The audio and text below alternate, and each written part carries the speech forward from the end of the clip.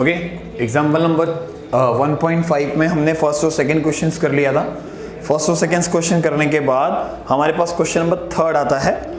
Question number third में क्या दिया हुआ है? The sum of the father's age, sum of the father's age is twice of the age of son, his son is 70। मतलब पापा और बेटे में से आपको इतना तो कंफर्म होगा कि पापा बड़े होते हैं कि बेटा बड़ा होता है? पापा बड़े होते हैं। ओके, तो हम पहले एज को लेट करते हैं। Let the present as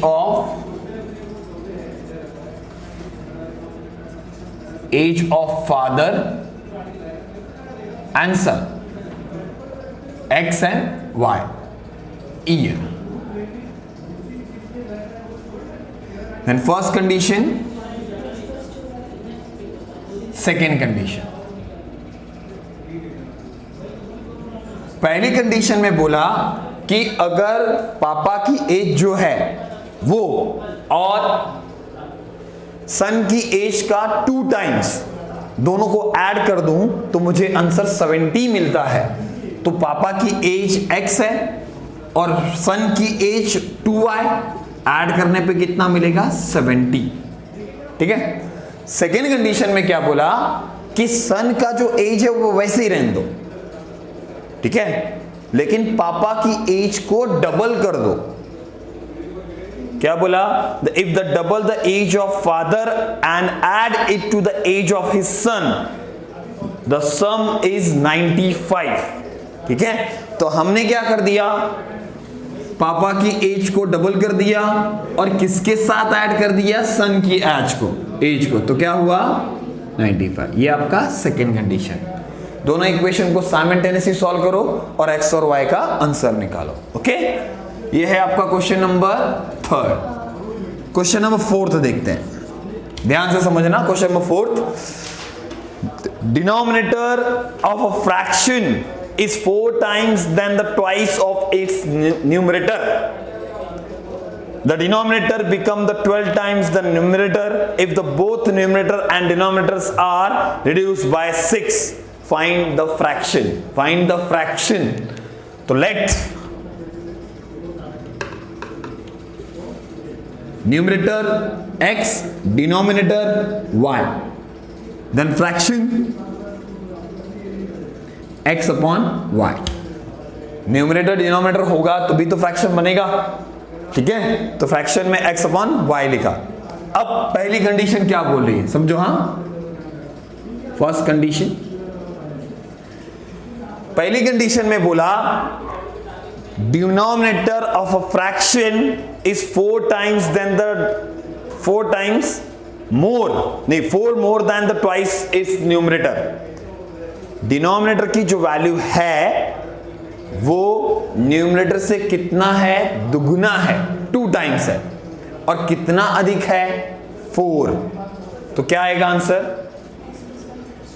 numerator की denominator, the denominator of a fraction, it means y is equal to, numerator क्या है? x, तो कितना टाइम्स? 2 times plus 4। ओके, अब इक्वेशंस को ट्रांसफर करना पड़ेगा आपको। नहीं समझा? Denominator of fraction is 4 more than, कैसा? Twice its numerator. न्यूमरेटर का कितना गुना? 2 गुना, 2 टाइम्स। ओके, और कितना ऐड करूंगा? 4, तो जाके क्या मिलेगा आपको? डिनोमिनेटर। डिनोमिनेटर में 2 से मल्टीप्लाई करने के बाद उसमें 4 ऐड करना है। जैसे ही हमने 4 ऐड कर दिया तो आपको किसका आंसर मिल जाएगा? डिनोमिनेटर का आंसर मिल जाएगा। किस में मल्टीप्लाई करना है? न्यूमरेटर में। किस में ऐड करना है? न्यूमरेटर में। जो काम ऐड भी आपको न्यूमरेटर में करना है और मल्टीप्लिकेशन भी आपको न्यूमरेटर में ही करना है। तो न्यूमरेटर में पहले मल्टीप्लाई करने का, उसके अंदर 4 का एडिशन करने का, तो जाके वो किसके इक्वल होगा? डिनोमिनेटर के इक्वल होगा। ठीक है, तो मैंने इसको इक्वेशन फ्रेम कर दिया, -2x + y is equal to 4। 2x को ट्रांसफर कर दिया। Okay, second condition, second condition में क्या बोला, ध्यान से समझना, denominator become 12 times numerator. Denominator numerator का कितना टाइम्स है, 12 टाइम्स। यहां पे लिखता हूं डिनोमिनेटर, यहां पे लिखता हूं न्यूमरेटर। लेकिन वो कब होगा, जब हम न्यूमरेटर और डिनोमिनेटर दोनों में 6 को माइनस करेंगे, वैल्यू 6 रिड्यूस करेंगे तब। तो -6 तो इसमें किससे मल्टीप्लाई करने का, 12 से। किस में मल्टीप्लाई करने का, न्यूमरेटर में, तो जाके वो किसके इक्वल होगा, डिनोमिनेटर के। ओके, इसको ऐसा लिखने से अच्छा x इस साइड लिखते हैं, y इस साइड लिखते हैं। ओके, तो मैंने लिखा 12x - 6 is equal to y - 6। मतलब हमको क्या बोला, डिनोमिनेटर न्यूमरेटर का कितना टाइम्स है, 12 टाइम। डिनोमिनेटर न्यूमरेटर का 12 टाइम्स है। तो मैंने बोला कि इसके अंदर 12 से मल्टीप्लाई कर दो, किस में, न्यूमरेटर में, तो किसके इक्वल हो जाएगा, डिनोमिनेटर के। तो 12x - 72 is equal to y - 6। Okay, multiply दोनों में हुआ। अब 12x क्या आएगा, 12x minus y is equal to 72 minus 6, then 12x minus y is equal to 66, equation number 2। Clear, समझा? ओके,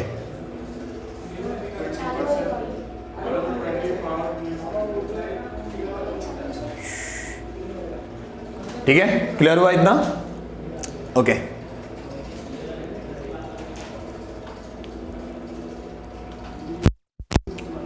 बंद हुआ, लिख लो। में ध्यान देना, थोड़ा सा हार्ड है, थोड़ा समझना है आपको। सबसे पहले ये बताओ आप, 1 टन इज इक्वल टू क्या, 1 टन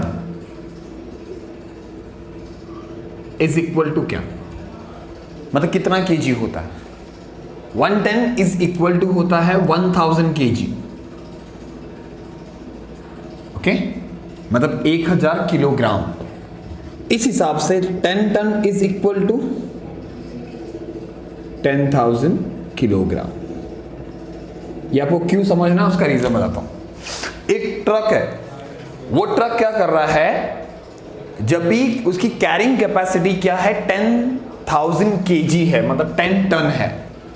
तो हमको केजी के हिसाब से सोचना है कि एक ट्रक 10,000 केजी, मतलब 10,000 केजी क्या करता है, उसकी कैरिंग कैपेसिटी है, उसके अंदर सामान रखा जा सकता है।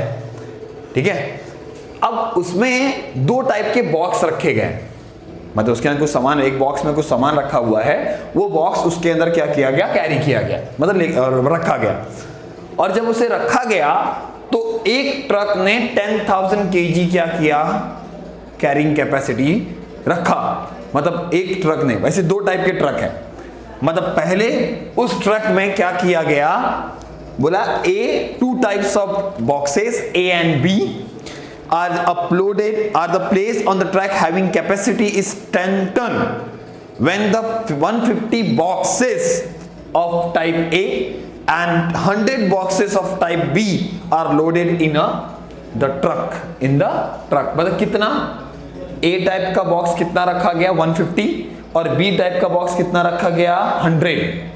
तो पहले क्या लिखोगे, weight of A type of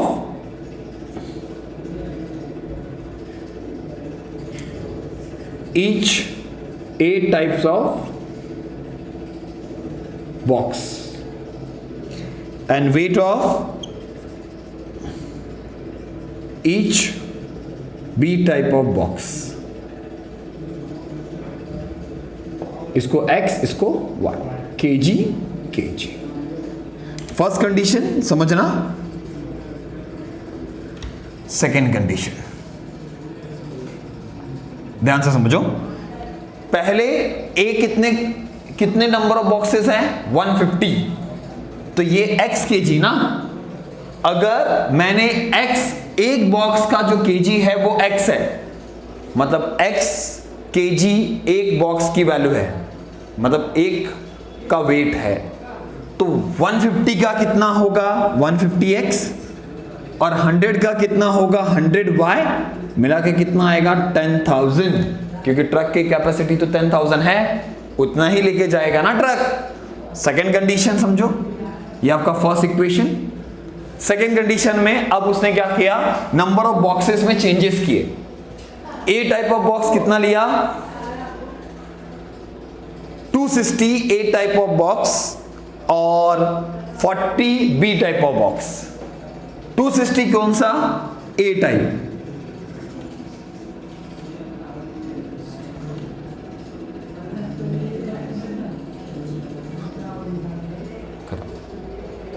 समझा, ठीक है। अब इसको सॉल्व करना है। इसको सॉल्व करने के लिए कंडीशन बताता हूं, एक काम करते हैं, देखो जीरो इसमें, इसमें भी जीरो है, इसमें भी जीरो है, इसमें कितना जीरो है, एक है, सबसे कम जीरो किसमें, इसमें है ना, तो सब में से एक एक जीरो कम कर दो, और इसे फर्स्ट इक्वेशन बोल दो। इसमें भी देखो एक एक जीरो कम होगा,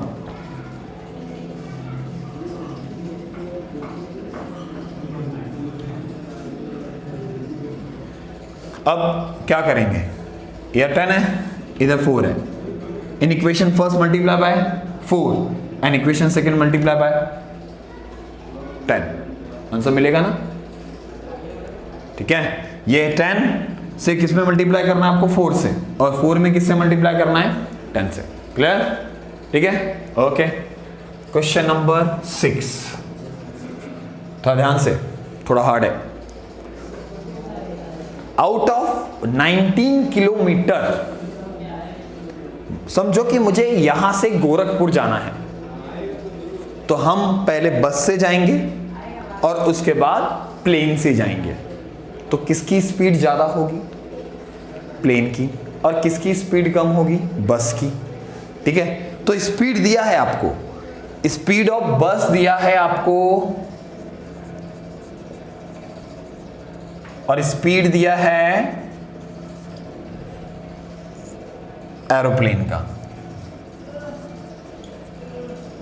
ये दोनों चीज दी हुई है। स्पीड ऑफ बस इज 60 किलोमीटर पर आवर और speed of aeroplane is 700 kilometre per hour, okay.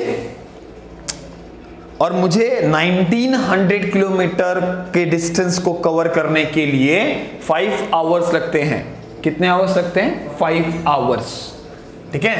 तो मुझे ये बताओ कि 19 किलोमीटर को डिस्टेंस को कवर करने के लिए, अगर मुझे 1900 किलोमीटर को डिस्टेंस को कवर करने के लिए मुझे अगर 5 आवर्स लगते हैं, ठीक है, जिसकी स्पीड आपको दी हुई है, तो आपको पूछा है find the distance Vishal travelled by बस।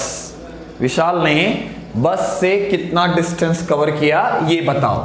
पहला कंडीशन, द टाइम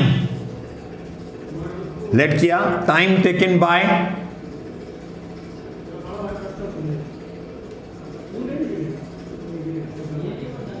बस x hour and time taken by aeroplane y hour. Time taken by bus and time taken by aeroplane, total time कितना 5 hours। तो फर्स्ट कंडीशन,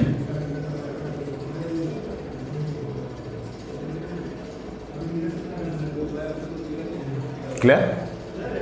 अब आता है distance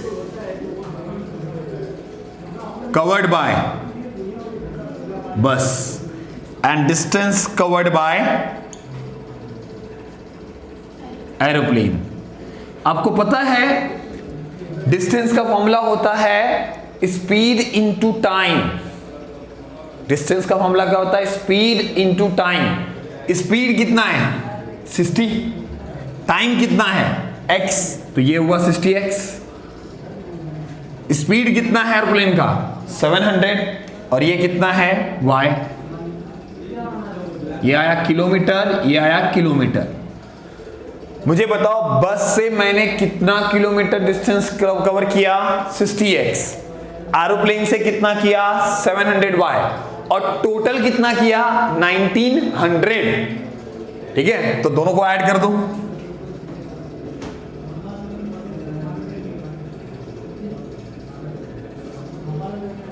दोनों को सॉल्व करो।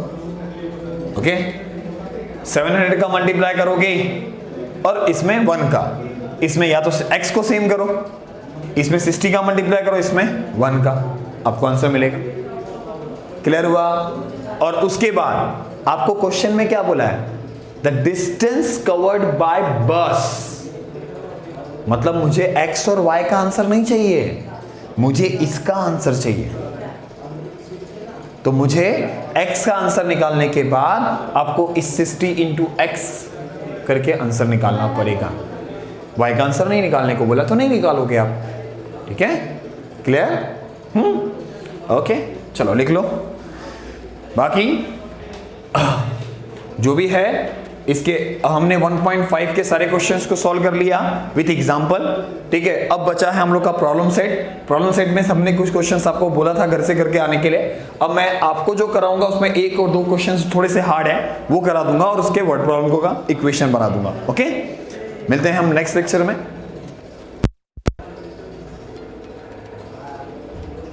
रुका नहीं रुका।